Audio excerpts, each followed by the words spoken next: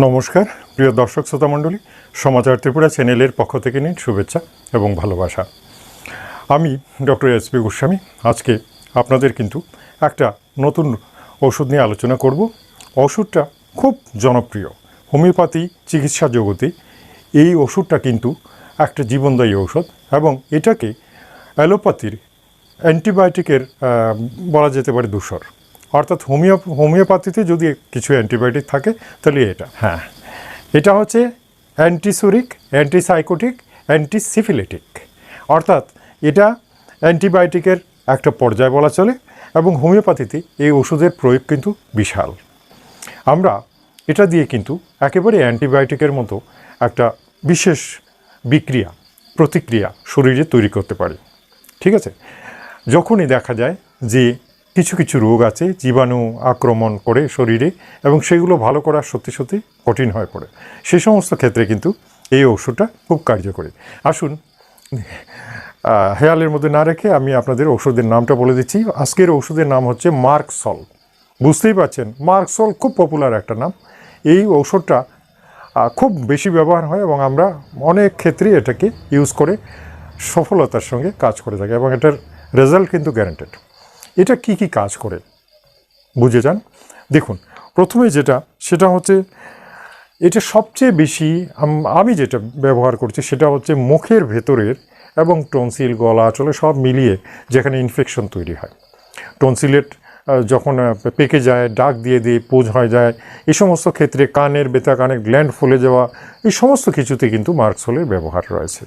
এছাড়া মুখের ভিতরেই ধরুন না কেন, মুখের ভিতরে দাঁতের যে ট্রাবলসগুলো আছে, দাঁতের মাড়ি ফুলে যাওয়া, দাঁত থেকে রক্ত জোড়া, দাঁতে ব্যথা ততটা নয় কিন্তু ইনফেকশনের মধ্যে প্রচণ্ড অস্বস্তি অবস্থা এবং ফুলে যাওয়া, এই সমস্ত কিছুতে মার্ক সোল ব্যবহার করা হয়ে থাকে। ঠিক আছে, ঠিক তেমনি চোখ উঠে গেলেও, চোখ লাল হয়ে গেলেও, চোখের জ্বালা যন্ত্রণায় যে অবস্থা সৃষ্টি হয় সেখানেও, আবার সর্দির ক্ষেত্রেও নাক দিয়ে অনবরত জল পড়ছে, হাঁচি হচ্ছে, এই সমস্ত ক্ষেত্রেও কিন্তু মার্ক সোল কাজ করে। যদিও সর্দির জন্য প্রচুর আলাদা ওষুধ রয়েছে, কিন্তু অ্যান্টিবায়োটিকের যদি কখনো দরকার পড়ে সেখানে মার্ক সোল কাজ করবে। ঠিক তেমনি লিভারে ব্যথা, অ্যাপেন্ডিসাইটিস, বিভিন্ন রকমের লিভার ইনফেকশন যদি হয়ে যায়, লিভারে ব্যথা থাকে, তাহলেও কিন্তু মার্ক সোল কাজ করে।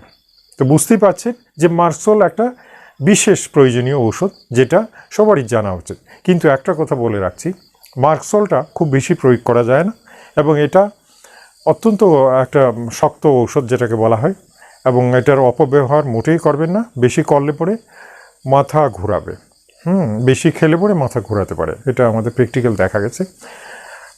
যেটাকে বলা হয় এই ওষুধটা অ্যাগ্রাভেশন করতে পারে। অ্যাগ্রাভেশন কথার অর্থ হচ্ছে যে কোনো রোগকে বাড়িয়ে দিতে পারে কিন্তু, এবং বিক্রিয়া ঘটাতে পারে।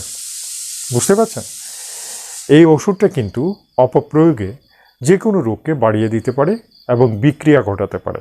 তাই এটার প্রয়োগটা লিমিটেড এবং বিশেষ ক্ষেত্র ছাড়া এগুলো আমরা ইউজ করি না। তাই প্রথম কাঁচা হাতে কিন্তু এই ওষুধটা নাড়াচাড়া করাটা একটু অসুবিধাজনক হবে।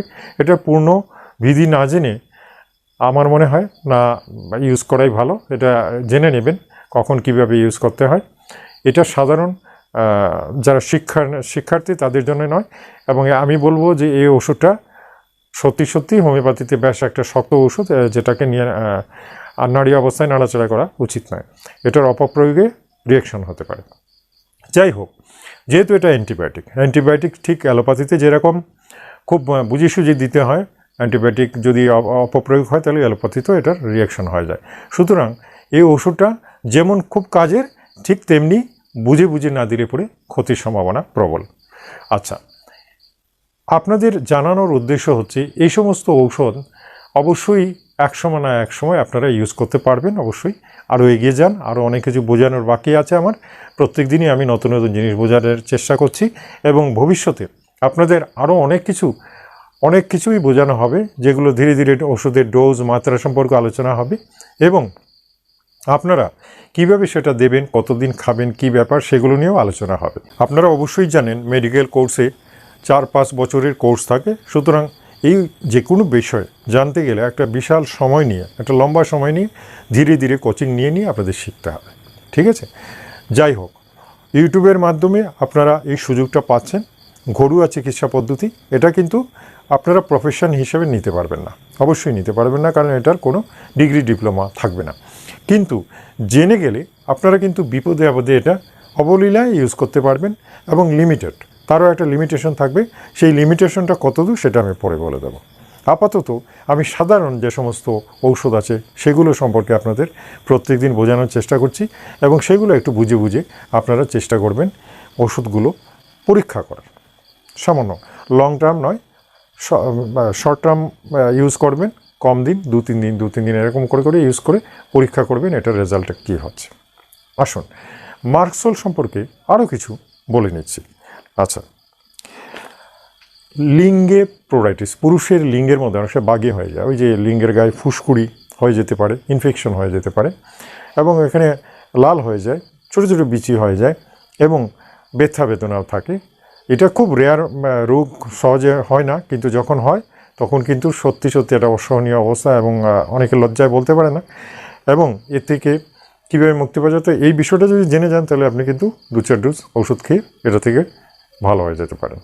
এটার জন্যে এই ওষুধটা খুব কার্যকরী। আচ্ছা, আরেকটা বিষয়ে প্রচণ্ড দরকারি একটা ওষুধ, আমাশয় জাতীয় যে সমস্ত, শ্লেষা জাতীয় যে সমস্ত রোগ আছে। এমনিতে শ্লেষা, পায়খানা শুধু যদি শ্লেষা যায় তাহলেও মার্ক সোল দেওয়া যায়, আর যখন আমাশয় হয়ে যায় তখনও মার্ক সোল। হাই পোটেন্সি দিতে হবে, একটা লোয়ার পোটেন্সি ইউজ করা উচিত নয়। এই রোগটার মানে এই ওষুধের প্রধান লক্ষণই হচ্ছে রাত্রে রোগটা বেড়ে যায়। যে সমস্ত রোগ রাত্রে বেড়ে যায় সেই সমস্ত রোগের মধ্যে মার্ক সোল কার্যকরী। আচ্ছা, আমাশয়ের কথা বলছিলাম। আমাশয়ে যখন শ্লেষা বেশি যাবে তখন মার্ক সল, এটার দুটো ভাগ আছে, মার্ক সল, মার্ক কর, এই দুটো ঔষধ আছে মার্ক সলের মধ্যে। তো যখন শুধু শ্লেষা যাবে তখন কিন্তু মার্ক সল, কিন্তু শ্লেষার সাথে অনেক সময় রক্তও তো যায়, যখন শুধু রক্ত যাবে তখন মার্ক কর দিতে হবে, বুঝতে পারছেন? তো শ্লেষা রক্ত মিশ্রিত শ্লেষায় কিন্তু মার্ক কর দরকার পড়ে, আর শুধু যদি শ্লেষা যায়, মিউকাস যেটাকে বলা হয়, সেই সমস্ত ক্ষেত্রে মার্ক সল দিতে হয়। তাহলে বুঝে গেলেন মার্ক সোল কতগুলো রোগে কাজ করে। এই ছোটো ছোটো জিনিসগুলো জেনে নেওয়া খুবই দরকার, এবং এগুলো জানতে পারলে আপনাদের ভীষণ কাজে লাগবে। আমি প্রত্যেক দিন এভাবে আপনাদের ওষুধগুলো সম্পর্কে আগে জানিয়ে দেওয়ার চেষ্টা করছি, কারণ এই হোমিওপ্যাথিতে ওষুধই মেইন।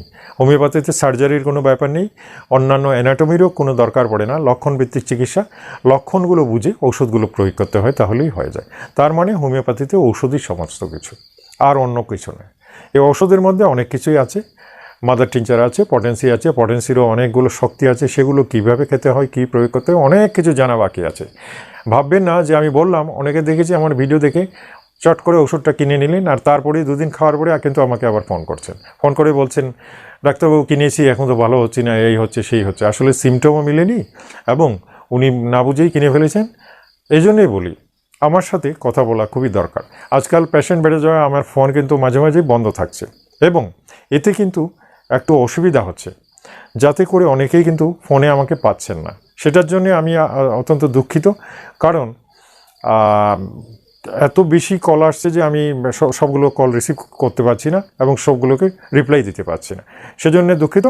এবং চেষ্টা করছি আমি তবুও যে যাতে আপনাদের সবাইকে সার্ভিস দেওয়া সম্ভব হয়, এবং আপনারা সবাই যাতে আমার উত্তর পেতে পারেন সেটার ব্যবস্থা আমি করার চেষ্টা করছি। ঠিক আছে, আজ তাহলে এই পর্যন্তই। আগামীকালকের জন্য বিদায় চাইব। অবশ্যই আগামীকালকের ভিডিওটা দেখবেন। যারা নতুন এসেছেন চ্যানেলটা সাবস্ক্রাইব করবেন, এবং বেল আইকনটা টিপে অ্যালার্ট করে দেবেন, যাতে প্রত্যেক দিন আমার ভিডিওটা আপনাদের মোবাইলে চলে যায়। ঠিক আছে, তাহলে আজ এই পর্যন্তই। নমস্কার, ধন্যবাদ।